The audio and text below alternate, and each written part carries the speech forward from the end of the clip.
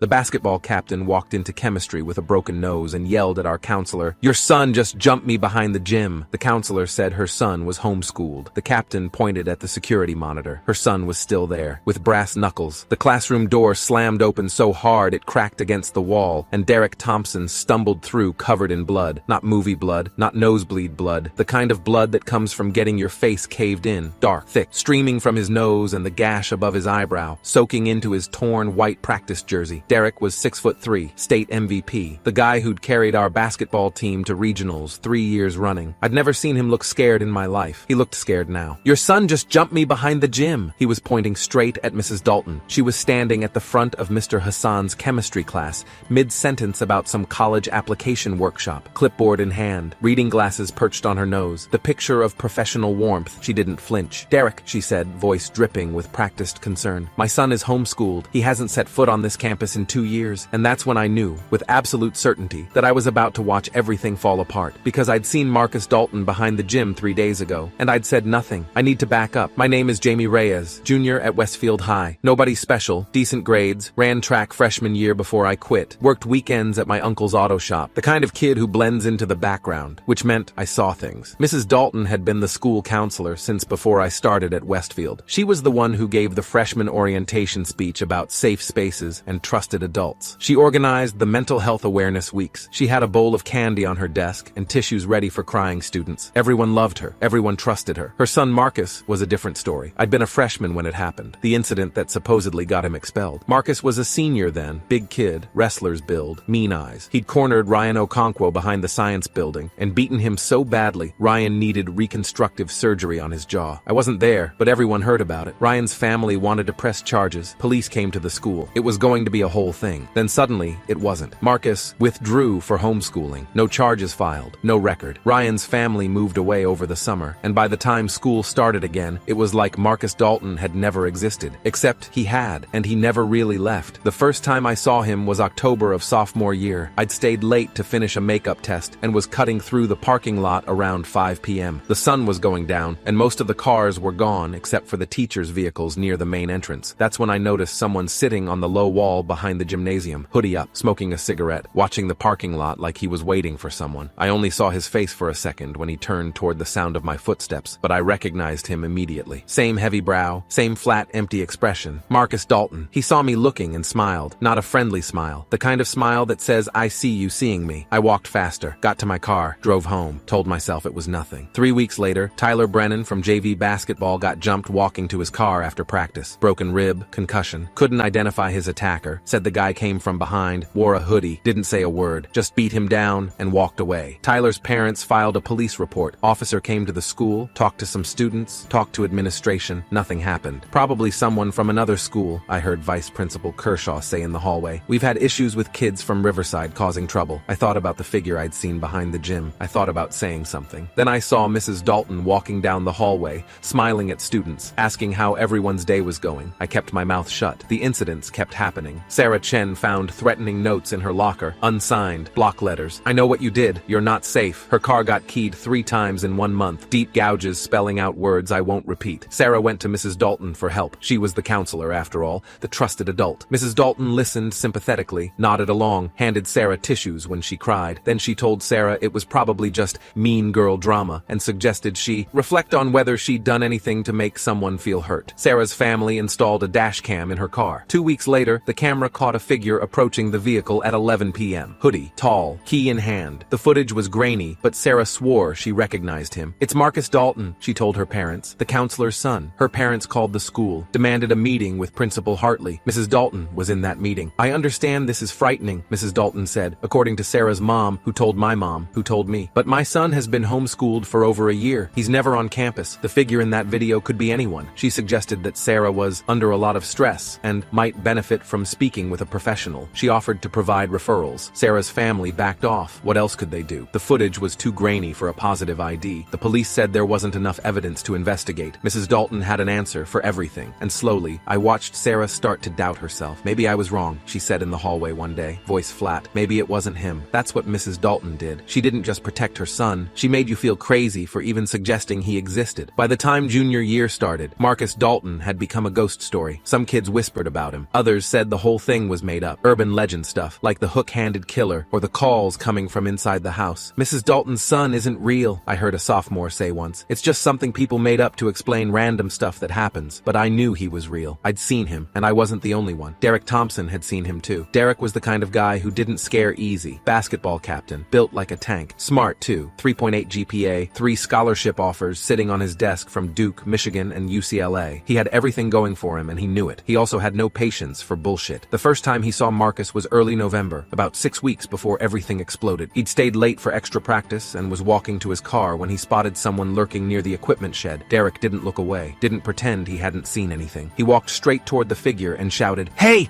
what are you doing here?" The figure took off running. Derek chased him, lost him somewhere near the tennis courts, but he got close enough to see the face. Marcus Dalton. The next morning, Derek went straight to Principal Hartley's office. "There's a guy hanging around campus," he said. "Mrs. Dalton's son, the one who beat up that kid a couple years ago. I saw him behind the equipment shed last night." Principal Hartley listened, took notes, said he'd look into it. An hour later, Derek got called to Mrs. Dalton's office. I know what happened in that meeting because Derek told me about it afterward. We weren't friends exactly, but we had the same lunch period, and he sat down across from me at the table near the window, looking like he'd just seen something that didn't make sense. "She threatened me," he said. "What?" "Mrs. Dalton." He shook his head slowly. "She called me into her office and straight up threatened me." He told me how it went. The soft voice, the concerned expression, the way she tilted her head like she was trying to understand a confused child. "Derek, these accusations are very serious. False reports can have real consequences." She'd let that sink in. "Your college applications are still pending. Scholarship committees look at character references from school officials. I'd hate to see your future ruined over a misunderstanding." She smiled. "I'm sure you just saw someone who looked similar. These things happen. Let's just move past it, okay?" Derek told me his hands were shaking by the end of the meeting. Not from fear, from anger. Because he knew exactly what she was doing,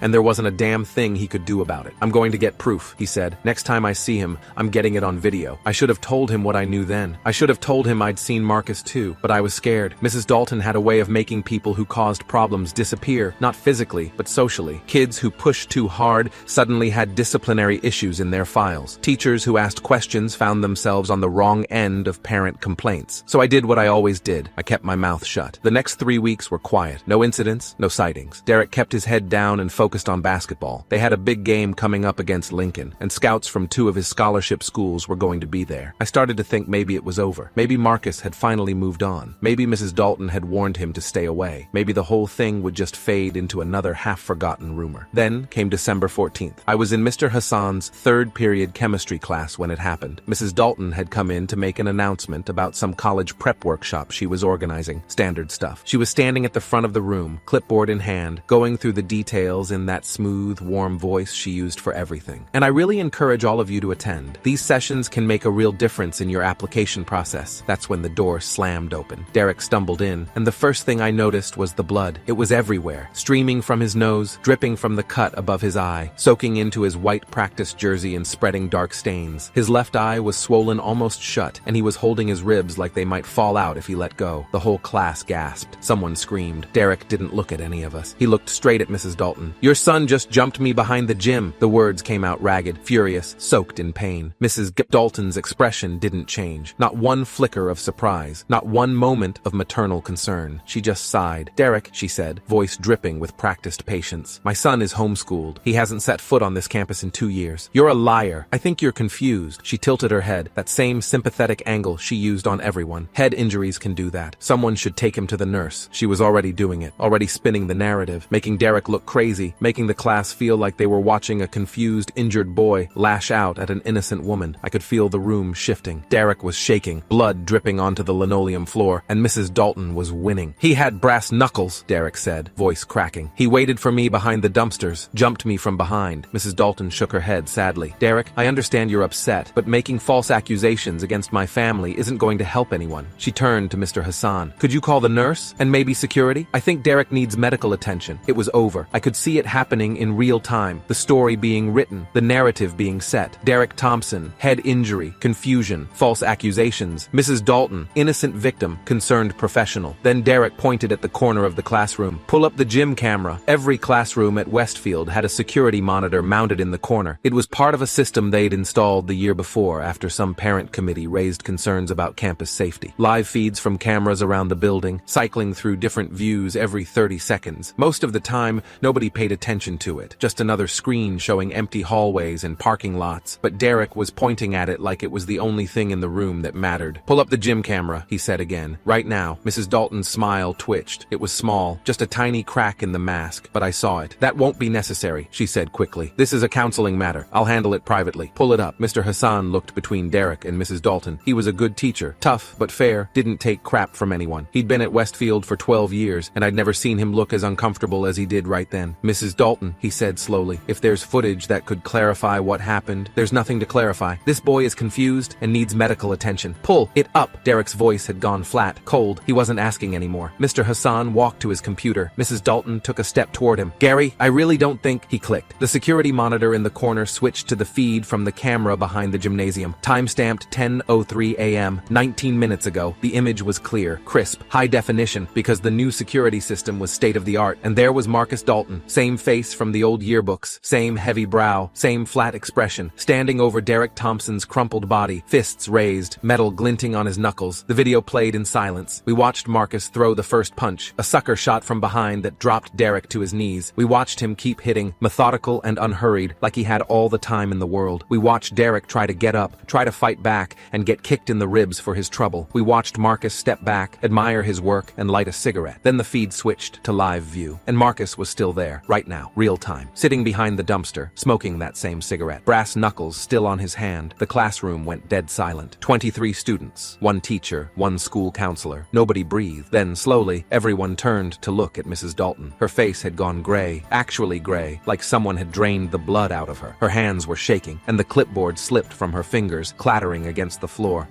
He wasn't supposed to. She caught herself, but it was too late. He wasn't supposed to. That's not my son. There must be some mistake. Not even, I don't know who that is. He wasn't supposed to. She knew. She'd always known. Mr. Hassan was already on the phone. "This is Gary Hassan at Westfield High School. I need to report an assault. The suspect is still on premises, behind the gymnasium, armed with brass knuckles." He gave the details in a calm, professional voice, while Mrs. Dalton stood frozen at the front of the room. "Yes, I can confirm visual identification. The attack is on security footage. The suspect is visible on live camera right now." He paused. "There may be additional charges. The suspect's mother is a school employee who appears to have been aware of his presence on campus." Mrs. Dalton's head snapped toward him. "Gary, you don't understand." "Ma'am, I'd recommend you don't say anything else until you've spoken with a lawyer." She grabbed her purse, headed for the door. Two students blocked her path. Derek had pulled himself upright, one hand still pressed against his ribs, blood still streaming down his face, but his voice was steady. "You're not going anywhere. Derek, please." "You covered for him for 2 years." His voice cracked. "You threatened everyone who tried to report him. Tyler, Sarah, me. I was protecting my son. You were protecting a predator." The police arrived in 4 minutes. We watched through the classroom windows as 2 officers crossed the parking lot toward the gymnasium. We watched them disappear around the corner. 3 minutes later, they emerged with Marcus Dalton in handcuffs. He wasn't fighting, wasn't even trying to run. He walked between the officers with that same flat expression,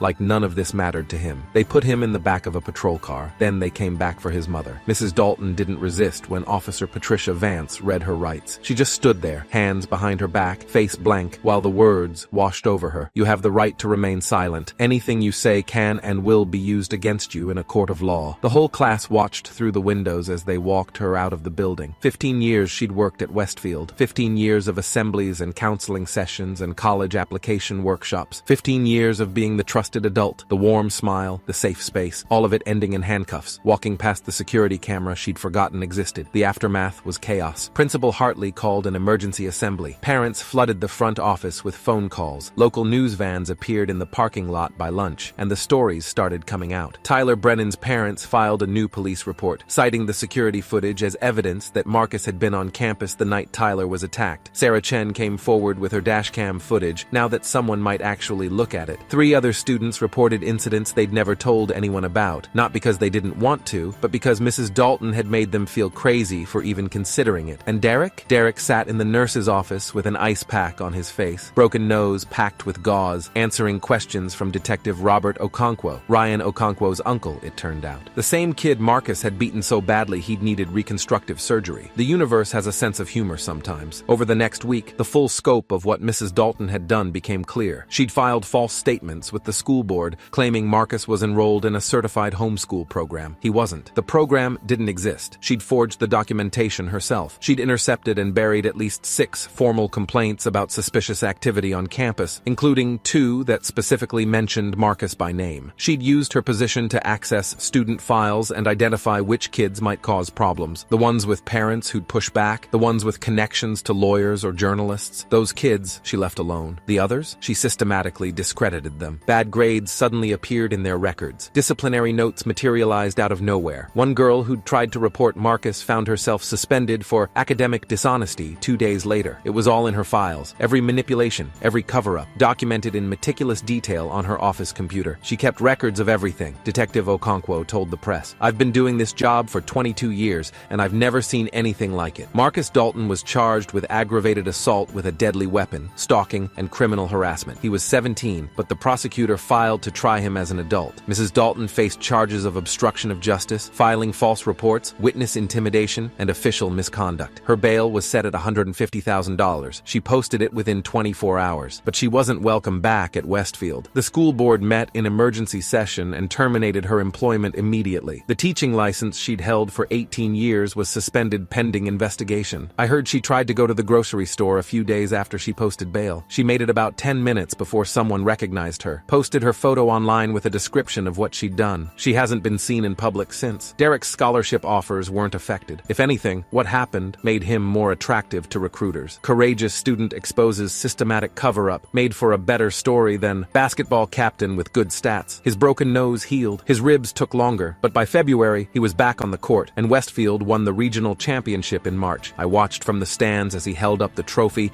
cameras flashing, crowd screaming his name. He caught my eye once, just for a second. I'd finally told the police what I'd seen. Marcus behind the gym, October of sophomore year. It wasn't much, just one more data point in a mountain of evidence. But Derek knew I'd come forward when it mattered. He gave me a small nod. I nodded back. Mrs. Dalton's trial was scheduled for September. The prosecutor had offered a plea deal, 5 years out in 3 with good behavior, but she'd refused. Apparently, she still believed she could talk her way out of it, convince a jury she was just a mother protecting her child. Maybe she could. People like her were good at that, good at making you doubt yourself, making you feel crazy, making you believe the evidence of your own eyes was wrong. But this time, there was footage. This time, there were records. This time, the mask had slipped in front of 23 witnesses who'd watched her say the words that ended her career. He wasn't supposed to. Not, I didn't know. Not, this is impossible. He wasn't supposed to. I think about that sometimes, the way she phrased it. Not shock that her son was on campus, but frustration that he'd been caught. She'd known the whole time, protected him the whole time. And when it all came crashing down, her first instinct wasn't horror at what he'd done. It was anger that he'd done it somewhere a camera could see. The last time I saw Mrs. Dalton was at a preliminary hearing in October. I'd been called to testify about what I'd witnessed in the classroom that day. Derek stumbling in, the confrontation, the moment she'd grabbed her purse and tried to leave. She was sitting at the defense table in a gray blazer, hair pulled back,